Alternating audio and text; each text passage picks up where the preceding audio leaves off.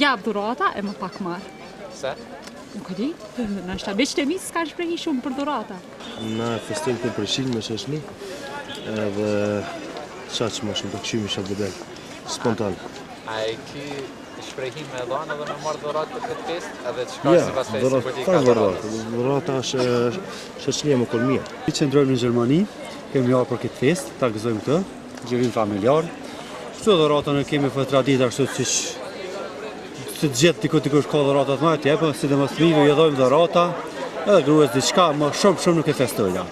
Veç kemi qef në nonën, me babën, festojmë Kosovën e lirë, që më kënaq të ditë pushimi që kemi. Normale kena planifikuar ditën e parë me familje si zakonisht, dytën në restorant.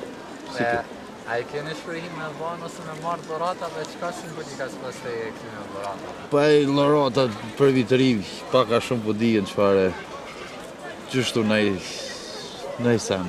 Në Shqipëri tashmë është bërë traditë festimi dhe bërja e dhuratave,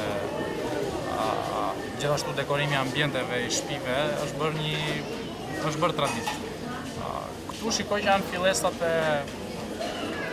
e të njëjtës situatë, përpara 5, 6 apo 7 viteve në Shqipëri është e njëjta situatë siç është tani në Kosovë, por që është rritur ndjeshëm atmosfera festive gjatë kryesisht lodra, kryesisht dhuratat përdoren për fëmijët.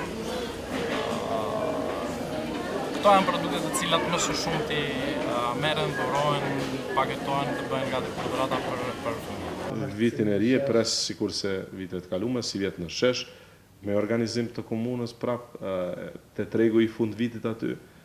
Koha po shpresoj që të jetë më e nxehtë se sa ishte vitin e kaluar kur jemi ngri nga të ftoftit aty, por do të ketë koncert me muzikë dhe shpresoj që kjo të bëhet tradicionale. Domethënë në ora 12 unë do të jem në sheshin Zahir Pajaziti.